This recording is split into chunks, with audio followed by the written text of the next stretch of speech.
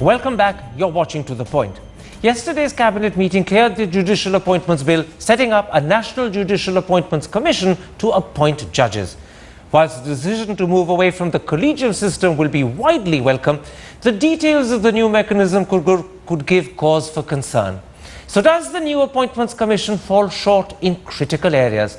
My guests are former Solicitor General Harish Salve, former Vice Chairman of the Law Commission KTS Tulsi, and one of the Supreme Court's most eminent lawyers, C. Aryama Sundaram. Harish Salve, the Cabinet has cleared a bill to change the way judges are chosen. Instead of the present collegium system, we're going to have a National Judicial Appointments Commission. And whilst most people would widely welcome this decision, the real devil lies in the details, and I want therefore to come to the details immediately.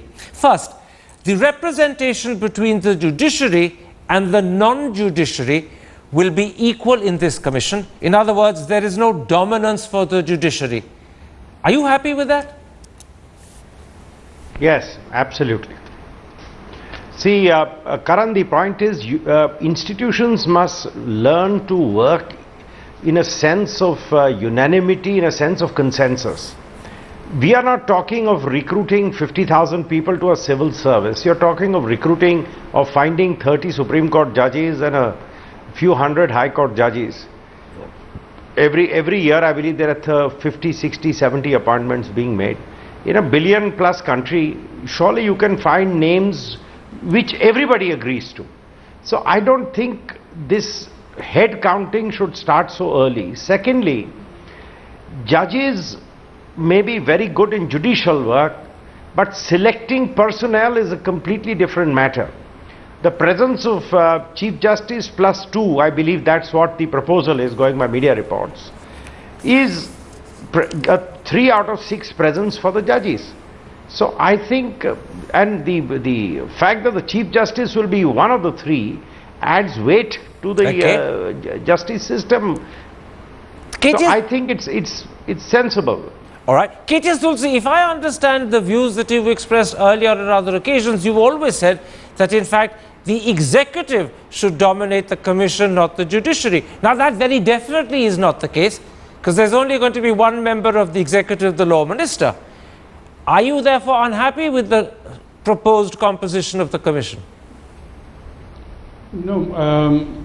You see, in the last 60 years, the debate has only been what should be the location of the power for appointment of judges, whether the executive or the judiciary. I believe that that's not the crucial issue. It really gets reduced to a turf war. The crucial issue is the process of appointments. And so far as the turf war is concerned, Dr. B.R. Ambedkar had very categorically warned against judges selecting judges. And he said in the Constituent Assembly that to allow the Chief Justice a practical veto upon the appointment of judges is really to transfer the authority to the Chief Justice, which we are not prepared to vest in the President or the government of the day. So the Constituent Assembly was cognizant of this debate, which arisen, and the Supreme Court in 93 judgment as well as in 98 judgment. Can I interrupt you? Can I interrupt you? You've often been on record to say that in fact if the judiciary has a dominance in the commission, it will be effectively the collegium by another name, which is why you wanted the executive to be the dominant. Now the executive is not dominant. Here you have 3 judges out of 6, only 1 member of the executive, but you're saying to me you're still happy with it. No, my objection to the collegium system is not only that it is exclusive domain of the judiciary. My objection is that the manner in which the appointments are made in a hush-hush manner, as a result of which many people who are not so deserving also get appointed. There has to be a system. But I'm not talking of the collegium system. I'm talking about the new commission. Are you happy with the composition of the new commission, not the collegium system? I'm happy with the composition of the commission, but I would like that there is a greater transparency. The people must have an opportunity to object against the recommendations or the nominations of the collegium or the commission. I am suggesting. I'll come to the question of transparency in a moment's time. Let's stick to the composition first and take it step by step. Mr. Sundaram, my 2 guests are very happy with the composition of the proposed National Judicial Appointments Commission. Are you happy with it? 3 members of the judiciary, 1 of the executive, and 2 eminent people? Two things, Karan. Firstly, I do believe that the collegium system by which the entire decision-making process rested only with the judiciary was faulty. And therefore, I am glad that it has introduced a change from the past. At the same time, while I do appreciate that the judiciary still has 50% of this commission, we must realize that any proposal to go through has to go through only if at least 5 members of the commission approve. Yeah. Which means that if any 2 do not agree, yeah, let's come to that. Therefore means let's come to that later. Let's stick for a moment to the composition. I'll bring up other things step by step, but I want which is why I'm happy with the composition. You're happy with the composition. You have no problem. Why I'm happy with the which is why I'm happy with the composition. Okay. Let's come to the other issues one by one. Let's come to the other issues one by one, because I'm keen that a lay audience who don't understand this issue as well as the 3 of you follow it simply. The next step, Mr. Salve, is who will choose these eminent persons. At the moment, they are to be chosen by the Prime Minister, by the Leader of the Opposition, as well as by the Chief Justice. But should the 2 eminent persons be chosen by consensus, or should they be chosen by majority? Because if they're chosen by majority, there is a possibility that in fact the 2 politicians could gang up against the Chief Justice over choosing the eminent person. So, Mr. Salve, should it be consensus or by majority? I am not worried about the 2 politicians ganging up, but I feel it can only make sense if it is by consensus. So that is a must, a consensus. Absolutely. What about something else, Mr. Salve? The bill as proposed suggests that in fact one of the 2 eminent persons should be from either the scheduled caste, scheduled tribes, a woman, or a minority community. Do you think that's important for choosing judges, or is that an irrelevance? According to me, it's a complete irrelevance. I think this was there. This is what happens in our system, Karan. I'm sorry if I sound like an elitist, but this is what happens in our system. The previous government had proposed some such thing, and obviously this government feels touchy about removing it. When you're talking of 2 eminent people to select judges for the Supreme Court, I don't know what caste, creed or color has anything to do with this. So I'm surely if you have 2 eminent people, they will be sensitive to the needs for diversity. But beyond that, I think appointments have to be made on merit and not on this basis. Mr. So Tulsi, I think this is a bit of a howler. Mr. Tulsi, is this requirement that one of the 2 eminent persons should be scheduled caste, scheduled tribe, a woman or a minority, an element of reservation in the appointments procedure? And if it is it justified on those grounds? Or is it in fact, as Mr. Salve says, irrelevant? I really think that it is justified, it is the need, because if we see, there are only 3% women as against a population of 50%. There are perhaps 4% of the scheduled castes and still lesser percentage of the scheduled tribes.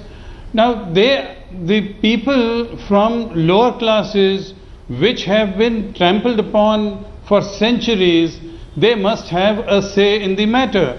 And women must we need greater number of women to be able to address themselves to the issue. Okay. And it's not that the people from these classes are not deserving or have any less merit. The question is really of looking for them. We have a very interesting split of opinion, Mr. Sundaram, now over whether one of the 2 eminent persons should be from either scheduled caste, scheduled tribe, women or minority community. Mr. Salve thinks it's an irrelevance.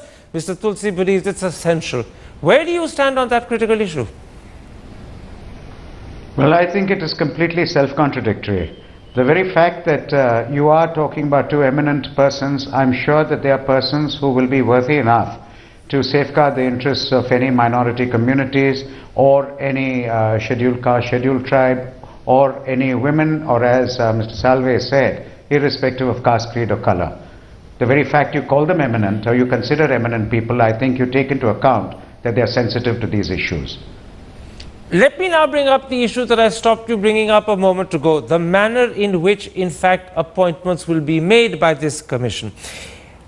The bill says that if two people are opposed to a name, the name can't go through. In other words, the choice has to be either by consensus or by a 5-to-1 majority. Why are you happy with that? Mr. Sundaram? I Well, feel the reason I'm it is the quite- Mr. Sundaram first, and then I'll come to Mr. Salvi. Go ahead, Mr. Sundaram. Yes.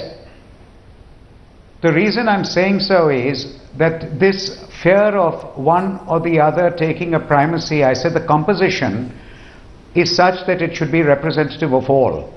Now, when you have 50% of this commission being from the judiciary, a feeling may come once again as, is it a primacy of the judiciary?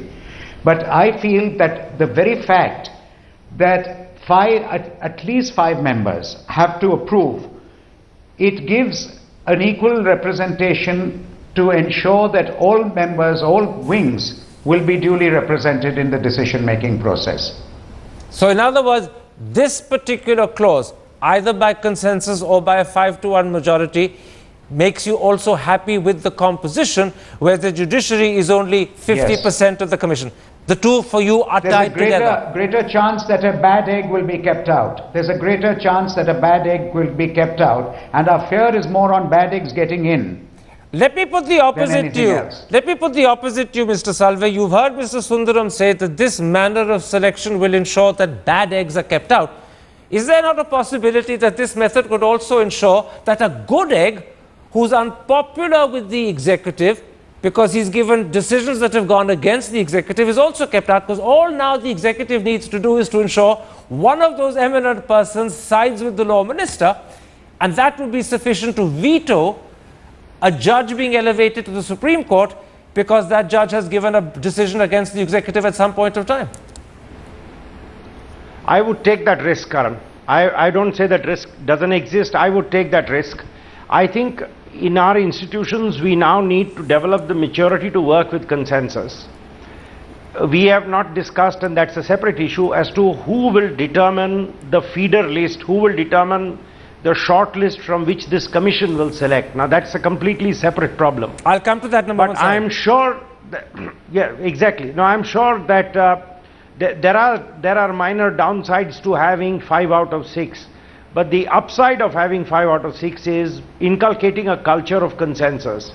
And I'm sure Indians who have India at heart will be able to agree to good names for the High Court and the Supreme Court. And as Sundaram rightly says, the importance of keeping bad eggs out is far, far greater than the chance that a good egg may also suffer. Mr. Tutsi, where do you come in on that particular issue of how the process of choosing happens, either by consensus or 5-to-1? Do you agree with Mr. Sundaram and Mr. Salve that this keeps bad eggs out? Or do you think there's a certain element of truth to my version that this might also ensure that good eggs are kept out, because all the executive needs is the support of one eminent person to keep a judge who's given a decision against them out from promotion? No, I agree with both of them, but that institutions must be superior. The interest of the institution must be superior to that of the interest of an individual. And this will promote the culture of consensus building. This will enable people to come in only when there is wider support for them. And you know, a civil servant you can get rid of by having an inquiry, or even under 311(2). The politicians you can get rid of because they have to go back to the people every 5 years. But a wrong judge chosen, you just can't get rid of them, because the impeachment process is virtually impossible to be able to go through. And therefore it's very important that even if there is a minority objection, Okay. it should rule that out. It should rule that out. Let's We can't take a risk in a judge's appointments. Let's then come, gentlemen, to how this Judicial Appointments Commission will determine the criteria by which it chooses. And then after that, let's come to the question of how transparently it works. Mr. Sundaram, who will set the criteria for selection for this commission? Will it be the government, or will it be the commission itself? Or will it be the judiciary? Actually, you've highlighted the one area which has troubled me, Karan. You see, while the Constitution is being amended to provide for a Judicial Appointment Commission, the manner of so appointment or who is eligible to be appointed. So when we talk about 3 judges, 2 eminent persons, and 1 law minister, is not found in the constitutional amendment. It is found only in the bill, which means it becomes an act of Parliament. Which also means that tomorrow Parliament can amend it and change the Constitution. The BJP government is making clear that unlike the UPA, you're citing what the UPA did, they plan to bring this into the Constitution as well. In other words, this will become a constitutional amendment, not just legislation passed by Parliament. No, it is a constitutional amendment to bring in the Judicial Appointments Commission. But the composition of the commission is left to Parliament to decide. No, the BJP which is why you have the bill, the BJP which is being passed by Parliament. No, Mr. Sundaram, I'm correcting you. The BJP government is letting it be known that even this will be part of the Constitution. They plan to act differently to what the UPA did. Wonderful. If that is so, I think it's wonderful. All right. Let's come back, Mr. Salve, to this question of who sets the criteria for selection. Will it be the government? Will it be the judiciary, or will it be this commission acting itself? See, Karan, I have a slightly different view on who sets the criteria, and as far as this is concerned, for a change, I have agreed with what Prashant Bhushan has been saying. Of course, the commission will set the criteria. The government, I believe, is going to say a person based on seniority and fitness. So this pure seniority rule of elevation to Supreme Court may be put on hold. But more important is who is going to select our High Court judges, because that then becomes the catchment from where you get your Supreme Court judges. And I feel that that task has to be entrusted to a professional body which assesses not just their legal talent, their aptitude, but their persona. See, to be a judge, why can't you have state-wise national judicial commissions as well? Just as you have a national one, you have state-wise ones. See, national, because the appointment is by the President of India, so in that sense it will be national, but it can have branches in every state where the feeder comes from. And you must have those kind of selection bodies who can be permanent bodies, something like your UPSC. I take your point. Where people's biodata is tested, the people's persona is tested, and there is also, and I think it's like a variant of the American system. If somebody's name is proposed and somebody wants to object or point out something, in confidence he should be able to email or send his stuff to that commission. And once that is cleared, once it goes through, then that's the end of the matter. One quick question before I go to Mr. Tulsi. Now that we're talking about multiple commissions, a national commission and branches in all the states to look after the state high courts, who sets the criteria? Will it be the national commission for all the branches as well, or will each branch set its own criteria, and therefore will we have multiple criteria? A quick answer. No, it will be national commission. Has to be one. All right. And the national commission does it on its own. There's no difference between the criteria for 2 high courts. What about something else, Mr. Tulsi? These commissions that we're talking about, the National Commission in Delhi for the country as a whole, as well as the branches that are set up in the states for the state high courts, are these recommendatory commissions, or are they actually the appointing authority? No, the criteria, of course, will be laid down by the National Commission, I think. And you have a nationwide secretariat with branches in all the states, wherever there are high courts located, and they must have a large pool of cleared candidates from the services as well as from the bar who meet that criteria. And so those are the persons who will be taken into consideration by the National Commission at the time of filling up of vacancies. What about my question? Will these commissions be recommendatory bodies, or will they be the actual final appointing authority? No, they can't be final authorities. The Constitution itself says that the President has to be the authority, which means that it is on the recommendation of the Council of Ministers that the President will act. There is no way, but I would like to say... Just a moment. If I just, can I interrupt? Transparency. Can I interrupt you there? If at the end of the day, the President appoints on the recommendation of the executive government, and therefore the recommendation given by the National Commission is only a recommendation. What is to stop the executive overriding and changing the recommendation they get from the Commission? No. The original constitutional position will be brought back, where the government will act on the basis of the recommendations received from the Commission. And of course the government is the conduit, the government is the one which will communicate the matter to the President, because this is a cabinet form of government. I see Mr. Sundaram shaking his head. Mr. Sundaram, do you agree that this is just a recommendatory body? Because if it's only a recommendatory body, its recommendation can be set aside by the government, and that defeats the whole purpose of the body. Well, so, I don't think it's a recommendatory body at all. On the contrary, I believe it is taking the place of what the Collegium is doing today. Let me explain to you how. Because the way I read it, and I may be wrong, subject to correction, the way I've read it, the name is suggested 5 members at least have to approve, and the name is sent to the President.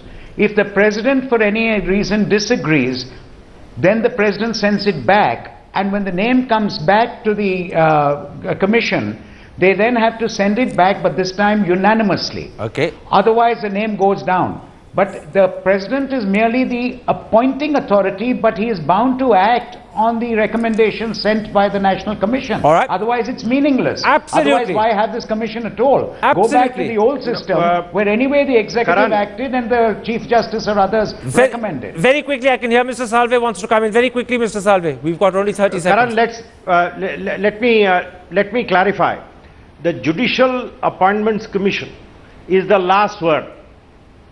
There is no question. The executive will not second guess. The President has a power of sending it back, in which event they will reconsider, and if unanimously recommended, it will be appointed. Very quickly What then. I was saying is the Judicial Appointments Commission sitting in Delhi does not have access to the machinery or needs a machinery to identify candidates Quite who right. qualify for judgeship. And for that you need a tier 2 body who will apply a criteria set by the Judicial Appointments Commission, identify a pool of candidates who qualify, and send the recommendations to the Judicial Appointments Commission. Okay. And that, at that level, you must have rigorous screening of the legal talents, of the integrity, and of the persona. His fitness to be a judge. I couldn't agree with you more, but I'm going to have to end it there. All I'm going to point out for the audience is this is a fascinating subject. It's a bit like, if I can misuse the phrase, of Pandora's box. The more you open it, the more you find, and you find that in fact there are many levels at which you need to ensure that the functioning of this commission is perfect. It's an excellent idea that the government has come up with, but as I began by saying, the devil is in the details, and there are a lot of details that have to be attended to at many, many levels. My thanks to all 3 of you for joining me. There we end this particular episode. If you have been, thanks for watching. Goodbye. Good night.